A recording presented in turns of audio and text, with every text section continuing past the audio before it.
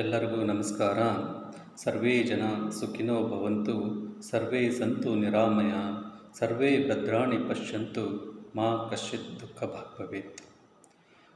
ಎಲ್ಲರಿಗೂ ಆರೋಗ್ಯಯುತ ಜೀವನ ಶೈಲಿಯ ಮಹತ್ವ ಮತ್ತು ಹೆಲ್ದಿ ಲೈಫ್ ಸ್ಟೈಲ್ ಗೈಡ್ ಅಂತಕ್ಕಂಥ ಈ ಒಂದು ಯೂಟ್ಯೂಬ್ ಚಾನಲ್ಗೆ ನಿಮಗೆ ಪ್ರೀತಿಯಿಂದ ಸ್ವಾಗತ ಸುಸ್ವಾಗತ. ಇಂದು ನಾನು ಈ ಆರೋಗ್ಯದ ಒಂದು ವಿಷಯದಲ್ಲಿ ಈಗ ಪ್ರಚಲಿತವಾಗಿ ನೀವೆಲ್ಲರೂ ಕೇಳ್ತಾ ಇರುವಂತೆ ಡೆಂಗು ಜ್ವರ ಪ್ರಕರಣಗಳು ತುಂಬ ಅನೇಕವಾಗಿದೆ.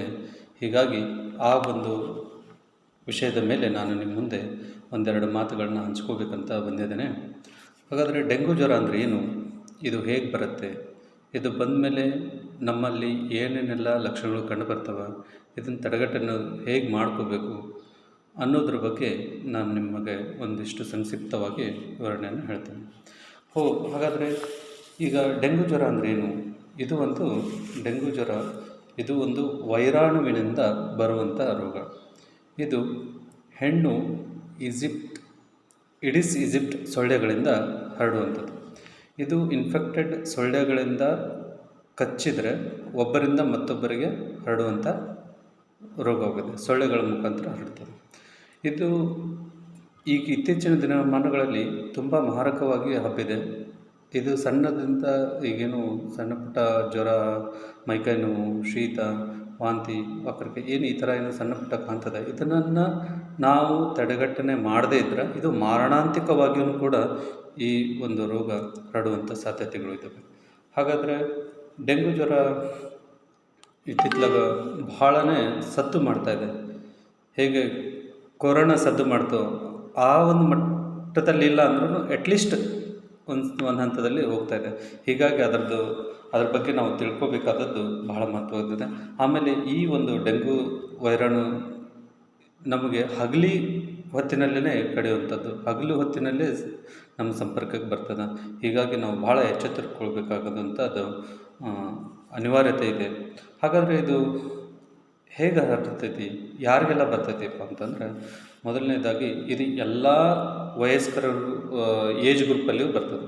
ಶಿಶುಗಳಿಗೆ ಮತ್ತು ಮಕ್ಕಳಿಗೆ, ಆನಂತರ ವೃದ್ಧಾಪ್ಯದಲ್ಲಿರುವಂಥವ್ರಿಗೆ, ಆಮೇಲೆ ಇಮ್ಯುನೋ ಡೆಫಿಷಿಯನ್ಸಿ ಡಿಸಾರ್ಡರ್ಸ್ ಇರುವಂಥವ್ರಿಗೆ, ಅಂದರೆ BP ಇರ್ಬೋದು, ಶುಗರ್ ಇರ್ಬೋದು, ಅಥವಾ ಇನ್ನಿತರೆ ಹೃದಯ ಕಾಯಿಲೆ ಸಂಬಂಧಿತ ತೊಂದರೆಗಳಿರ್ಬೋದು, ಅಥವಾ ಅಸ್ತಮ, COPD, ದಮ್ಮು, ಆನಂತರ HIV, HPCG ಪಾಸಿಟಿವ್ ಇದ್ದವ್ರಿಗೆ ಆಗಿರ್ಬೋದು, ಅಥವಾ ಗರ್ಭಿಣಿ ತಾಯಂದರಿಗಾಗಿರ್ಬೋದು, ಅಥವಾ ರೋಗ ರುಜಿನಗಳ ವಿರುದ್ಧ ಹೋರಾಡುವಂಥ ಶಕ್ತಿ ಯಾರಿಗೆ ಕಡಿಮೆ ಇದೆಯೋ ಅಂಥವ್ರಿಗೆ ಇದು ಬರುವಂಥ ಸಾಧ್ಯತೆಗಳು ಹೆಚ್ಚಿಗೆ ಇದೆ.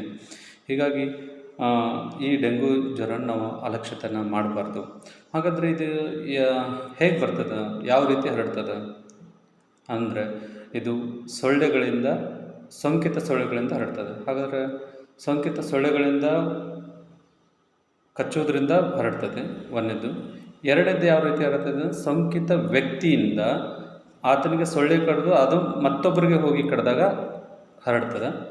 ಮತ್ತು ಇನ್ನೊಂದು ಹರಡುವಂಥ ಚಾನ್ಸಸ್ ಅಂದರೆ, ತಾಯಿ ಗರ್ಭಿಣಿಯಲ್ಲಿದ್ದಾಗ ತಾಯಿ ಮಗುವಿಗೆ ಕೂಡ ಬರುವಂಥ ಸಾಧ್ಯತೆ ಇದೆ, ಅಥವಾ ಮ್ಯಾಚ್ಯೂರ್ ಡೆಲಿವರಿ ಆಗುವಂಥದ್ದು, ಅತಿ ತೂಕ ಕಡಿಮೆ ಆಗುವಂಥದ್ದು, ಮತ್ತು ಇದು ಗರ್ಭಾಶಯಕ್ಕೆ ತೊಂದರೆ ಆಗುವಂಥ ಚಾನ್ಸಸ್ ಇರ್ತದೆ. ಅದಕ್ಕೋಸ್ಕರ ಆಮೇಲೆ ಇದು ಅಲ್ಲದೇ ಮತ್ತು ಇತರೆ ಯಾವಾಗ ಬರ್ತೈತೆ ಅಂದರೆ, ಈ ವೈರಸ್ಸಿನ ಸೋಂಕಿತ ವ್ಯಕ್ತಿಗಳಿಂದ ರಕ್ತ ತಗೊಂಡಾಗ, ಅದರ ರಕ್ತಗಳು ಟ್ರಾನ್ಸ್ಪ್ಲಾಂಟ್ ಮಾಡ್ತೇವಲ್ಲ, ಬ್ಲಡ್ ಟ್ರಾನ್ಸ್ಫ್ಯೂಷನ್, ಆವಾಗ ಆಗ್ಬೋದು, ಅಥವಾ ಈ ಸೋಂಕಿತ ವ್ಯಕ್ತಿಯಿಂದ ಅಂಗಾಂಗಗಳ ದಾನ ಆದಾಗ ಒಬ್ಬರಿಂದ ಒಬ್ಬರಿಗೆ ಅದನ್ನು ತಗೊಳ್ಳುವಂಥ ಸಂದರ್ಭದೊಳಗೂ ಕೂಡ ಈ ಒಂದು ಸೋಂಕು ಹರಡುವಂಥ ಸಾಧ್ಯತೆ.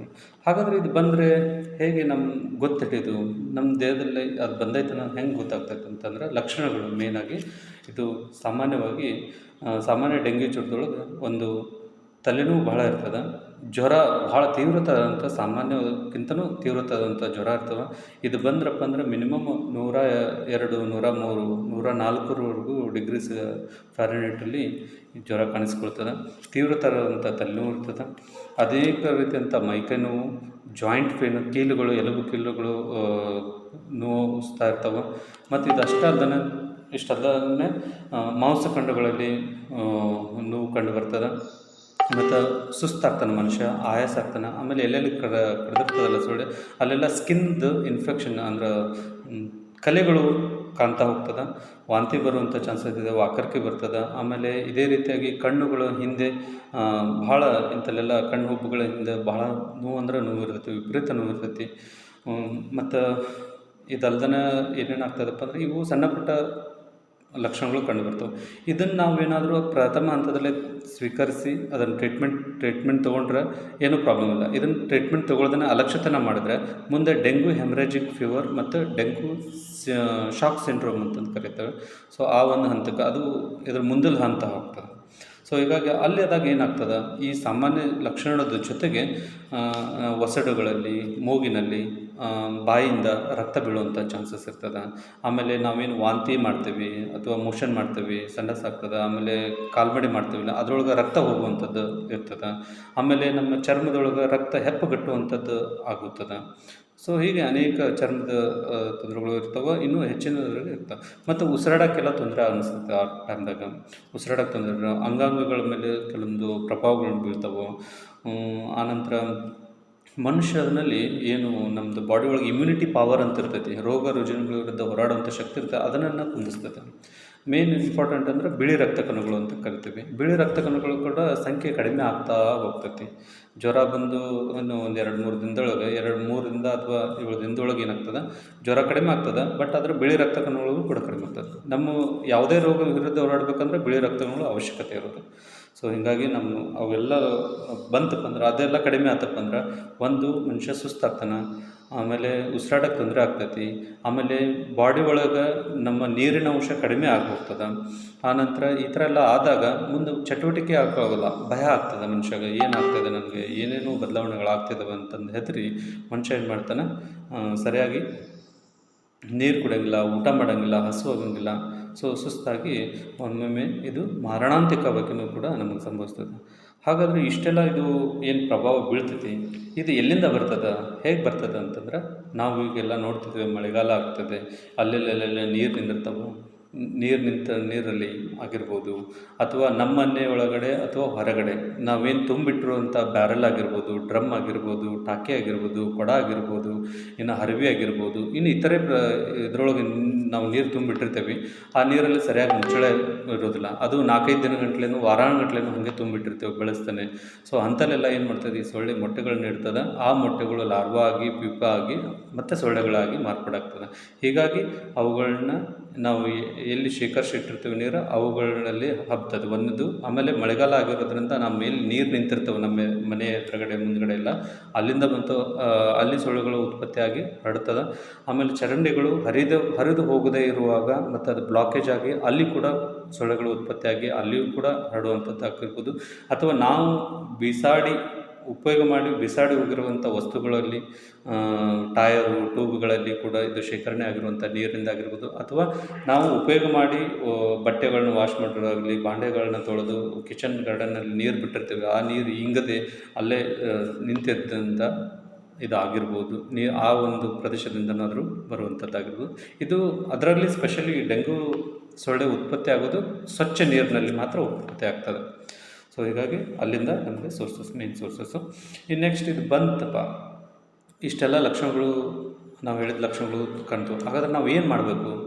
ನಾವು ಮೊದಲು ಮಾಡಬೇಕಾದ ಕೆಲಸ ಏನಪ್ಪ ಅಂದ್ರೆ, ವೈದ್ಯರ ಹತ್ರ, ನಮ್ಮ ಸಮೀಪದಲ್ಲಿರ್ತಕ್ಕಂಥ ವೈದ್ಯರ ಹತ್ರ ಹಾಸ್ಪಿಟ್ಲಿಗೆ ಹೋಗಿ ಪ್ರಥಮ ಚಿಕಿತ್ಸೆಯನ್ನು ನಾವು ತಗೊಳ್ಬೇಕಾಗ್ತದೆ.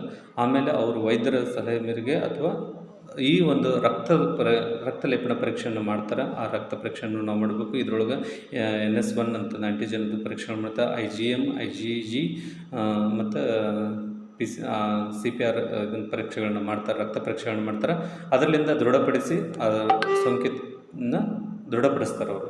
ಸೊ ಹಾಗಾದರೆ ನಾವು ನಮ್ಮ ಕೆಲಸ ಏನಿದೆ, ಇದನ್ನು prevention is better then cure ಅಂತಾರೆ. ಬರೋದಕ್ಕಿಂತ ಮುಂಚೆ ನಾವು ಅದನ್ನು ತಡೆಗಟ್ಟನೆ ಮಾಡ್ಕೋಬೋದು. ಇದು ಸಾಧ್ಯ ಐತಿ. ಹಾಗಾದ್ರೆ ನಾವು ಏನೇನೆಲ್ಲ ಸಾಧ್ಯ ಐತಿ, ಹೆಂಗೆ ನಾವು ಇದರಿಂದ ಹೊರಗೆ ಬರಬೇಕು ಅನ್ನೋದನ್ನು ಹೇಳ್ತೇನೆ. ಸೊ ನಾವು ಮೇಯ್ನಾಗಿ ಇದು ಬಂದೈತೆ ಅಂತ ಗಾಬರಿ ಆಗೋದು ಬೇಡ. ಬರೋಕ್ಕಿಂತ ಮುಂಚೆನೂ ನಾವು ಪ್ರಿಕಾಷನ್ ತೊಗೋಬೋದು. ಏನೇನೆಲ್ಲ ಮಾಡ್ಬೋದು, ನೀವೆಲ್ಲ ಕೂಡ ವೈಯಕ್ತಿಕವಾಗಿ ನಮ್ಮ ಒಂದು ಪ್ರೊಟೆಕ್ಷನ್ ಮಾಡ್ಕೋಬೋದು. ಹೇಗೆ ನಾವು ಉದ್ದನ್ ತೋಳಿನ ಅಂಗಿಗಳನ್ನ ಹಾಕ್ಕೊಳ್ಳೋದು, ಮತ್ತು ಪ್ಯಾಂಟ್ಗಳನ್ನ ಹಾಕ್ಕೊಳ್ಳೋದು, ಸಾಕ್ಸ್ಗಳನ್ನ ಹಾಕ್ಕೊಳ್ಳೋದು, ಹೊರಗೆ ಹೋಗಲಿ ಅಥವಾ ಮನೆಯಲ್ಲೇ ಇರಲಿ ಈ ಥರ ಬಟ್ಟೆಗಳನ್ನ ಹಾಕ್ಕೊಂಡು ನಾವು ನಮ್ಮ ಬಾಡಿಯನ್ನು ಕವರ್ ಮಾಡ್ಕೋಬೋದು. ಮನೆಯಲ್ಲಿ ಸೊಳ್ಳೆ ಬತ್ತಿಗಳನ್ನ ಉಪಯೋಗ ಮಾಡುವಂಥದ್ದಾಗಿರ್ಬೋದು, ಅಥವಾ ಮತ್ತು ಬೇವಿನ ಸೊಪ್ಪಿನ ಹೊಗೆಯನ್ನು ಹಾಕ್ಕೋಬೋದು. ಆನಂತರ ಮತ್ತೇನು ಮಾಡ್ಬೋದು, ಕೆಲವೊಂದಿಷ್ಟು ಅಪ್ಲಿಕೇಶನ್ ಬರ್ತಾವೆ, ಕ್ರೀಮ್ ಅಪ್ಲಿಕೇಶನ್ ಬರ್ತಾವೆ, ಹಾಕ್ಕೋಬೋದು. ಕೊಬ್ಬರಿ ಎಣ್ಣೆ ಅದನ್ನು ಹಚ್ಕೋಬೋದು, ನೀಲಗಿರಿ ಎಣ್ಣೆ ಅಂತ ಬರ್ತದೆ ಅದನ್ನು ಹಚ್ಕೋಬೋದು. ಆನಂತರ ಮನೆಗೆ ಕಿಟಕಿ ಮತ್ತು ಬಾಗಿಲಿಗೆ ಸೊಳ್ಳೆ ಇದು ಪರದೆ ಬರ್ತದೆ, ಅದನ್ನು ಹಾಕ್ಕೋಬೋದು ಕಿಟಕಿಗಳಿಗೆಲ್ಲ. ಆಮೇಲೆ ಮನೆಯಲ್ಲಿ ಮಜ್ಜರದಾನಿಯನ್ನು ಉಪಯೋಗ ಮಾಡುವಂಥದ್ದಾಗಿರ್ಬೋದು. ಹಗಲು ಹೊತ್ತಿನಲ್ಲೂ ಮಾಡ್ಬೋದು, ರಾತ್ರಿ ಹೊತ್ತಿನಾಗೂ ಮಾಡಬೇಕು. ಅದಾದ ನಂತರ ಮತ್ತು ನಮ್ಮ ಮನೆಯ ಒಳಗೂ ಮತ್ತು ಹೊರಗೂ ಸ್ವಚ್ಛತೆಯನ್ನು ಕಾಪಾಡ್ಕೋಬೇಕು. ಎಲ್ಲಿ ಕಸ ಕಡ್ಡಿಗಳನ್ನೆಲ್ಲ ಹಾಕ್ಬೋದು, ಯಾಕಂದ್ರೆ ಅಲ್ಲೆಲ್ಲ ಸೊಳ್ಳೆಗಳು ಹೋಗಿ ವಿಶ್ರಾಂತಿ ಪಡಿತಿರ್ತವೆ. ಸೊ ಹೀಗಾಗಿ ಅವು ಬೆಳೀಲಿಕ್ಕೂ ಒಂದು ಕಾರಣ ಆಗ್ತವೆ. ಸೊ ಹೀಗಾಗಿ ಅಲ್ಲೆಲ್ಲ ಸ್ವಚ್ಛತೆಯನ್ನು ಇಟ್ಕೊಳ್ಳುವಂಥದ್ದು. ಆಮೇಲೆ ಎಲ್ಲಿ ಇದೇನು ಬರುವಂಥದ್ದು ಎಲ್ಲಿತ್ತಲ್ಲ ಆ ತಾಣಗಳನ್ನ ಗುರುತಿಸಿ ಅವುಗಳನ್ನ ಬರದೇ ಇರುವಾಗೆ ನಾವು ನೋಡ್ಕೋಬೋದು. ಅದರ ಸಂತಾನ ಉತ್ಪತ್ತಿನ ಕಡಿಮೆ ಮಾಡಬೇಕಾಗ್ತದೆ. ಹೇಗೆ ಎಲ್ಲ ನೀರಿನ ತಾಣ ಏನು ತುಂಬಿಟ್ಟಿರುವಂಥ ನೀರಿನ ಪಾತ್ರೆಗಳು ಆಗಿರ್ಬೋದು, ಕೊಡ, ಬಕೆಟು, ಡ್ರಮ್ಮು ಇತ್ಯಾದಿಗಳನ್ನ ಏನಿರ್ತಾವೋ ಅವನ್ನ ವಾರಕ್ಕೆ ಒಂದು ಸಲ ಆದರೂ ಅಥವಾ 4 ರಿಂದ 5 ದಿನಕ್ಕೆ ಒಂದು ಸಲ ಆದರೂ ಪೂರ್ಣ ಸ್ವಚ್ಛ ಮಾಡಿ ಸ್ವಚ್ಛಂಗೆ ಬೆಳಗಿ ಮತ್ತು ಒಣಗಿಸಿ ಮತ್ತು ತುಂಬಿಡುವಂಥದ್ದು. ಮತ್ತು ತುಂಬಿ ಅದರ ಮೇಲೆ ಮುಚ್ಚುವಂಥದ್ದಾಗಿರ್ಬೋದು. ನೀರು ನಿಂದಿರ್ಲಾರ್ದಂಗೆ ಹರಿಯೋಂಗೆ ಮಾಡುವಂಥದ್ದು ಅಥವಾ ಇಂಗುವಂಗೆ ಮಾಡುವಂಥದ್ದು. ಆಮೇಲೆ ಗಟ್ರಲ್ಲೆಲ್ಲ ನೀರು ಬ್ಲಾಕ್ ಆಗಿ ಮುಂದೆ ಹರಿಲಾರ್ದಂಗೆ ಇತ್ತಪ್ಪ ಅಂತಂದ್ರೆ ಅದನ್ನು ಹರಿದು ಹೋಗುವಂಗೆ ನಾವು ಮಾಡುವಂಥದ್ದು. ಆಮೇಲೆ ನಮ್ಮನೆ ಸುತ್ತಮುತ್ತಲು ನಾವೇನು ಉಪಯೋಗ ಮಾಡಿ ಒಗೆದಿರುವಂಥ ವೇಸ್ಟ್ ಪ್ಲಾಸ್ಟಿಕ್ ಐಟಮ್ಸ್ ಇರ್ತಾವೆ, ಅಥವಾ ಕೊಬ್ಬರಿ ಚಿಪ್ಪು ಇರ್ತಾವೆ, ತೆಂಗಿನ ಚಿಪ್ ಇರ್ತಾವೆ, ಟೈರ್ ಟ್ಯೂಬ್ ಇವು ಇರ್ತಾವೆ, ಅಲ್ಲೆಲ್ಲ ಏನು ಶೇಖರಣೆ ಆಗಿ ನೀರು ನಿಂತಿರ್ತಾವೆ. ಸೊ ಅವುಗಳನ್ನ ನಾವು ನೋಡಿ ಆ ಥರದ್ದು ಏನು ರೈತರ ತೆಗೆದು ಒಗೆಯುವಂಥದ್ದು. ಆಮೇಲೆ ಕಸ ಕಡ್ಡಿಗಳನ್ನ ಅಲ್ಲಿಲ್ಲೆಲ್ಲ ಹಾಕದೇ ಇರುವಂಥದ್ದು ನೋಡ್ಕೊಳ್ಳುವಂಥದ್ದು. ಆಮೇಲೆ ಹೂವಿನ ಪಾಟ್, ಕುಂಡ್ಲುಗಳು, ಗಿಡಕ್ಕೆ ನೀರಂಥದ್ದು ಹಾಕಿ ನಾವು ಇಟ್ಟಿರ್ತೀವಿ, ಅಲ್ಲಿಯೂ ಕೂಡ ಶೇಖರಣೆ ಆಗಿರ್ತವೆ. ಸೊ ಅವುಗಳನ್ನ ಎಂಟಿ ಮಾಡಿ ಮತ್ತು ಸುರಕ್ಷಿತವಾಗಿ ಇಡುವಂಥದ್ದು. ಸೊ ಈ ರೀತಿಯಾಗಿ ಅನೇಕ ವಿಧವಾಗಿ ನಾವು ಅವುಗಳನ್ನ ಮೂಲಗಳನ್ನ ನಾಶ ಮಾಡುವಂಥದ್ದಾಗಿರ್ಬೋದು. ಮತ್ತು ಇದಲ್ದನ್ನು ನಾವೇನು ಮಾಡೋದು, ಕೆಲವೊಂದಿಷ್ಟು DDT ಪೌಡ್ರ್ ಅಂತ ಸಿಗ್ತದೆ, ಮತ್ತು ಕೆಲವೊಂದಿಷ್ಟು ಫಾಗಿಂಗ್ ಅಂತ ಸಿಗ್ತಾವೆ, ಅದಕ್ಕೆ ಕೆಮಿಕಲ್ ಇದನ್ನು ಹಾಕೋದ್ರಿಂದ ಅವುಗಳ ಸಂತತಿಯನ್ನು ಅಲ್ಲೇ ಇದನ್ನು ಮಾಡುವಂಥದ್ದು. ಆಮೇಲೆ ಬಹಳ ದಿನದ ನೀರು ನಿಂತಿರ್ತಾವೆ, ಲಾರ್ವಾ ಎಲ್ಲ ಇರ್ತವೆ, ಅಂಥ ಟೈಮ್ದಲ್ಲಿ ಲಾರ್ವಾಹಾರಿ ಮೀನುಗಳು ಅಂತ ಸಿಗ್ತಾವೆ. ಸೊ ಅವುಗಳನ್ನ ಬಿಟ್ಟು ನಾವು ಅವುಗಳನ್ನ ಸಂತತಿಯನ್ನು ಇದನ್ನು ಮಾಡುವಂಥದ್ದಾಗಿರ್ಬೋದು. ಆಮೇಲೆ ಸಾಮಾಜಿಕವಾಗಿ ನಾವೆಲ್ಲರೂ ಏನು ಮಾಡ್ಬೋದು, ಒಂದು ಸ್ವಚ್ಛತಾ ಅಭಿಯಾನ ಅಂತಂದು ಹೇಳಿ ಮಾಡಿ ಪರಿಸರ ಸ್ವಚ್ಛತೆಯನ್ನು ಮಾಡುವಂಥದ್ದು. ಆಮೇಲೆ ಗ್ರಾಮ ಪಂಚಾಯತಿಯವರು ಮತ್ತು ಊರಿನ ಸದಸ್ಯರು ಅಥವಾ ಮನೆಯವರೆಲ್ಲ ಸಿಬ್ಬಂದಿಯವರು ಸೇರಿ ಒಂದು ಸ್ವಚ್ಛತಾ ಅಭಿಯಾನ ಅಂತ ಮಾಡಿ ಎಲ್ಲ ಕಡೆಯೂ ಎಲ್ಲಿ ಈ ಥರ ಪ್ರದೇಶಗಳು ಇರ್ತವೆ ಆ ಥರ ಸ್ವಚ್ಛತಾ ಕಾರ್ಯಕ್ರಮ ಮಾಡುವಂಥದ್ದು. ಮತ್ತು ಇನ್ನೊಂದು, ನಾವು ಎಲ್ಲರೂ ಹೊರಗಡೆ ಹೋಗಬೇಕಪ್ಪ ಅಂದರೆ ನಮಗೂ ಕೂಡ ಅದ್ರ ಬಗ್ಗೆ ಅವೇರ್ನೆಸ್ ಇರಬೇಕು. ಎಲ್ಲಿ ಪ್ರಕರಣಗಳು ಜಾಸ್ತಿ ಇದ್ದಾವೆ, ಎಲ್ಲಿ ಸೊಳ್ಳೆಗಳು ಇದ್ದಾವೆ ಅಂತಲ್ಲೆಲ್ಲ ಹೋಗ್ಬೇಕಂದ್ರೆ ಸ್ವಲ್ಪ ಮುಂಜಾಗ್ರತೆ ವಹಿಸಿ ಸುರಕ್ಷತಾ ವಿಧಾನಗಳಿಂದ ನಾವು ಹೋಗಿ ಬರುವಂಥದ್ದಾಗಿರ್ಬೋದು. ಮತ್ತು ಅತಿ ಹೆಚ್ಚು ಇದು ಬೆಳಗ್ಗೆ ಮತ್ತು ಸಾಯಂಕಾಲ ಇರೋದರಿಂದ ಆವಾಗ ನಾವು ಪ್ರಿಕಾಷನರಿಯಾಗಿ ನಾವು ಮನೆಯೊಳಗೇ ಇರುವಂಥದ್ದು, ಹೆಚ್ಚು ಅಡ್ಡಾಡುವಂಥದ್ದು ಮಾಡಬಾರ್ದು ಅನ್ನುವಂಥದ್ದನ್ನು ಹೇಳ್ತೀನಿ. ಆಮೇಲೆ ಇದು ಇನ್ನೂ ಸರಿ ಆಗಬೇಕಪ್ಪ ಅಂದರೆ ನಾವು ವೈಯಕ್ತಿಕವಾಗಿ ಮನೆಯೊಳಗೆ ನಾವು ಏನೇನೆಲ್ಲ ಮಾಡ್ಬೋದು. ಒಂದು, ಸುರಕ್ಷತಾ ವಿಧಾನಗಳನ್ನ ಅಳವಡಿಸುವಂಥದ್ದು, ಪೂರ ಬಟ್ಟೆಗಳನ್ನ ಹಾಕ್ಕೊಳ್ಳುವಂಥದ್ದು. ಎರಡನೇದು, ನೀರು ಹೆಚ್ಚಿಗೆ ಕುಡಿಯುವಂಥದ್ದು. ನೀರಿನ ಅಂಶ ಇರುವಂಥ ದ್ರವರೂಪದ ಆಹಾರನ ಸೇವನೆ ಮಾಡುವಂಥದ್ದು. ಗಂಜಿ ಇರ್ಬೋದು, ಎಳ್ನೀರು ಇರ್ಬೋದು, ಆಮೇಲೆ ಹಣ್ಣಿನ ಜ್ಯೂಸ್ಗಳನ್ನ ಇರ್ಬೋದು. ಅದ್ರಾಗ ಸ್ಪೆಷಲಿ ಪಪ್ಪಾಯ ಹಣ್ಣು ಎಲೆಗಳ ಜ್ಯೂಸು, ಮತ್ತು ಮೋಸಂಬಿ ಹಣ್ಣು, ಸೇಬು ಹಣ್ಣು, ಕಿತ್ತಳೆ ಹಣ್ಣು, ಆಮೇಲೆ ನಂತರ ಕಿವಿ ಹಣ್ಣು ಅಂತ ಹೇಳ್ತೀವಿ, ಅದರ ಒಂದು ಜ್ಯೂಸನ್ನು ಮಾಡ್ಕೊಂಡು ಕುಡಿಯುವಂಥದ್ದಾಗಿರ್ಬೋದು. ಆನಂತರ ಪೋಷಕಾಂಶಯುಕ್ತ ಆಹಾರವನ್ನು ಸೇವನೆ ಮಾಡುವಂಥದ್ದು. ಇದನ್ನು ಮಾಡಲೇಬೇಕಾಗ್ತೈತೆ, ಯಾಕಂದರೆ ಈಗ ಎಲ್ಲದರಲ್ಲಿ ಪೋಷಕಾಂಶಯುಕ್ತ ಆಹಾರವನ್ನು ಸೇವನೆ ಮಾಡೋದ್ರಿಂದ ನಮ್ಮ ಇಮ್ಯುನಿಟಿ ಬೂಸ್ಟ್ ಆಗ್ತದೆ. ಹೈ ಪ್ರೋಟೀನ್ ಡೈಟ್, ರಿಚ್ ಇರುವಂಥ ಪ್ರೋಟೀನ್ ಡೈಟನ್ನು ತೊಗೊಳ್ಳುವಂಥದ್ದು. ಮತ್ತು ಸೊಪ್ಪು ತರಕಾರಿ ಪದಾರ್ಥಗಳನ್ನ ಏನೈತಲ್ಲ ಅತಿ ಹೆಚ್ಚಾಗಿ ಸೇವನೆ ಮಾಡೋದು. ಗಜ್ಜರಿ, ಸೌತೆಕಾಯಿ, ಮೂಲಂಗಿ ಈ ಥರದ ವಸ್ತುಗಳನ್ನ, ಹಕ್ಕರ್ಕಿ ಈ ಥರದ ವಸ್ತುಗಳನ್ನ ಉಪಯೋಗ ಮಾಡುವಂಥದ್ದಾಗಿರ್ಬೋದು. ಕಾಳುಗಳಲ್ಲಿ ನೆನಗಳನ್ನ ಇಟ್ಟು ಅವುಗಳನ್ನ ಮೊಳಕೆ ಬರಿಸಿ ಕಾಳುಗಳನ್ನ ಸೇವನೆ ಮಾಡುವಂಥದ್ದಾಗಿರ್ಬೋದು, ಅಥವಾ ಕಾಳಿನ ಪಲ್ಯಗಳನ್ನ ಮಾಡಿ ಸೇವನೆ ಮಾಡುವಂಥದ್ದಾಗಿರ್ಬೋದು. ಮತ್ತು ಇನ್ನೊಂದೇನಪ್ಪ ಅಂದರೆ ವಿಶ್ರಾಂತಿ ಇದು ಭಾಳ ಮಹತ್ವದ್ದಾಗಿದೆ. ನಮ್ಮ ಬಾಡಿ ಹೀಲಿಂಗ್ ಪ್ರೊಸೆಸ್ ಏನು ಒಳಗಡೆ ಏನು ಈಗ ಡೆಂಗ್ಯೂ ಬಂದಾಗಿರಲಿ ಅಥವಾ ನಮ್ಮ ಇತರೆ ಕೆಲಸಕರಗಳಿಂದ ಏನು ಬಾಡಿ ಡ್ಯಾಮೇಜ್ ಆಗಿರ್ತೈತಿ ಅದನ್ನು ರಿಕವರಿ ಮಾಡ್ಕೋಬೇಕಪ್ಪ ಅಂದರೆ ನಮಗೆ ಅತ್ಯಮೂಲ್ಯವಾದದ್ದು ವಿಶ್ರಾಂತಿ ಬೇಕೇ ಬೇಕು. ಹೀಗಾಗಿ ವಿಶ್ರಾಂತಿಯನ್ನು ಪಡೆಯೋದು ತುಂಬ ಮಹತ್ವ. ಮಹತ್ವ ಇದೆ. ಅದಾದ ನಂತರ ಇನ್ನೊಂದು ಏನು ಮಾಡಬೇಕಾಗ್ತದೆ, ನಾವು ಈ ಮನೆಯಲ್ಲಿ ಔಷಧೋಪಚಾರಗಳನ್ನ ಮಾಡೋದಿತ್ತಪ್ಪ ಅಂದ್ರೆ ವೈದ್ಯರ ಸಲಹೆದಂತೆಯೇ ನಾವು ಔಷಧಗಳನ್ನ ತೊಗೊಳ್ಳುವಂಥದ್ದು. ನಾವೇ ಬೇಕಾಬಿಟ್ಟಿಯಾಗಿ ಅಂಗಡಿಯಲ್ಲಿ ತೊಗೊಳ್ಳುವಂಥದ್ದು ಮಾಡಬಾರ್ದು. ಯಾಕಂದರೆ ಇದು ಬ್ಲೀಡಿಂಗ್ ಆಗಿರೋದ್ರಿಂದ ಯಾವ ಟೈಮ್ದಾಗ ಏನಾಗ್ತದೆ ಅಂತ ಹೇಳಕ್ಕೆ ಬರಲ್ಲ. ಹೀಗಾಗಿ ವೈದ್ಯರ ಸಲಹೆ ಮೇರೆಗೆ ಔಷಧೋಪಚಾರಗಳನ್ನ ನಾವು ಮಾಡ್ಕೊಳ್ಳುವಂಥದ್ದಾಗಿರ್ಬೋದು. ಹೀಗೆ ನಮ್ಮ ಆರೋಗ್ಯವನ್ನು ನಾವು ಕಾಪಾಡಿಕೊಳ್ಳಿಕ್ಕೆ ಆಗ್ತದೆ. ಮತ್ತು ಇದರಿಂದ ಇದಷ್ಟೇ ಅಲ್ಲದೆ ನಾವೇನು ಮಾಡ್ಬೋದು, ನಮ್ಮ ಮಕ್ಕಳಿಗೆ, ನಮ್ಮ ಮನೆಯವ್ರಿಗೆ ಇದ್ರ ಬಗ್ಗೆ ಅವೇರ್ನೆಸ್ಸನ್ನು ಕೊಡುವಂಥದ್ದು, ನಮ್ಮ ಸುತ್ತಮುತ್ತಲವ್ರಿಗೆ ನಾವು ಅದ್ರ ಬಗ್ಗೆ ಮಾಹಿತಿಯನ್ನು ಕೊಡುವಂಥದ್ದು ನಾವು ಮಾಡಬೇಕಾಕೈತಿ. ಅದಕ್ಕೋಸ್ಕರ ಇವತ್ತಿನ ದಿನ ನಾನು ನಿಮಗೆ ಈ ಒಂದು ಆರೋಗ್ಯದ ಮಾಹಿತಿಯನ್ನು ಹಂಚ್ಕೊಳ್ತಿದ್ದೇನೆ. ಈ ಮಾಹಿತಿ ನಿಮಗೆ ಇಷ್ಟ ಆದರೆ, ಇದು ತುಂಬ ಉಪಯುಕ್ತ ಅಂತ ಅನಿಸಿದರೆ ಎಲ್ಲರಿಗೂ ಶೇರ್ ಮಾಡಿ, ಈ ಒಂದು ಚಾನಲನ್ನು ಸಬ್ಸ್ಕ್ರೈಬ್ ಮಾಡಿ, ಲೈಕ್ ಮಾಡಿ, ಇತರರಿಗೂ ಸ್ನೇಹಿತರೆ ಸೆಂಡ್ ಮಾಡಿ. ನೋಡಿ, ಆರೋಗ್ಯದ ಬಹಳ ದೊಡ್ಡ ಒಂದು ಮಹತ್ವ. ನಿಮ್ಮಿಂದ ನೀವು ಯಾರಿಗೂ ಕೂಡ ಹಣ, ಆಸ್ತಿ, ಅಂತಸ್ತು, ಇತರೆ ವಸ್ತುಗಳನ್ನು ಕೊಡೋದ್ರಿಂದ ಸರಿ ಬರೋದಿಲ್ಲ. ಒಂದು ಆರೋಗ್ಯದ ಒಂದು ಮಾಹಿತಿಯನ್ನು ಕೊಡೋದ್ರಿಂದ ಅವರು ಅದನ್ನು ಮಾಹಿತಿಯೊಂದಿಗೆ ಅವರ ಜೀವನವನ್ನು ಬದಲಾಯಿಸಿಕೊಂಡ್ರೆ, ಜೀವನದಲ್ಲಿ ಅದನ್ನು ಅಳವಡಿಸ್ಕೊಂಡು ಮುಂದುವರಿತಾ ಇದ್ದರೆ ಅದಕ್ಕಿಂತ ದೊಡ್ಡ ಸಂಪತ್ತು ಇನ್ಯಾವುದೂ ಇಲ್ಲ.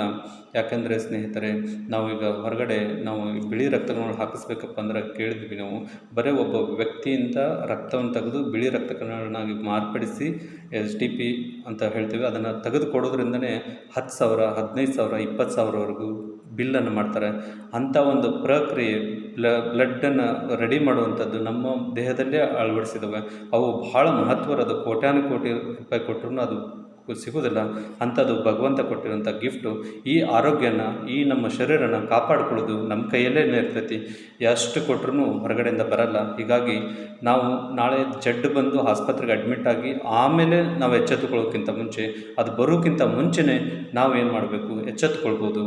ಅದಕ್ಕೋಸ್ಕರ ಈ ಒಂದು ಹೊಸ ಜೀವನ ಶೈಲಿಯನ್ನು, ಆರೋಗ್ಯಯುತ ಜೀವನ ಶೈಲಿಯ ಒಂದು ಕಾರ್ಯಕ್ರಮವನ್ನು ನಾವು ಮಾಡ್ತಿದ್ದೇವೆ. ಇದಕ್ಕೆ ನಿಮ್ಮೆಲ್ಲರ ಸಪೋರ್ಟು, ಪ್ರೀತಿ, ವಿಶ್ವಾಸ ಹಾರೈಸಿ ಅನುಗ್ರಹಿಸಿ ಅಂತ ಕೇಳ್ತಾ, ಎಲ್ಲರಿಗೂ ಸೆಂಡ್ ಮಾಡಿ, ಇತರರಿಗೆ ಮಾಹಿತಿಯನ್ನು ಸೆಂಡ್ ಮಾಡಿ ನನ್ನ ಮಾತುಗಳನ್ನ ಮುಗಿಸ್ತೇನೆ. ಥ್ಯಾಂಕ್ ಯು, ಧನ್ಯವಾದಗಳು.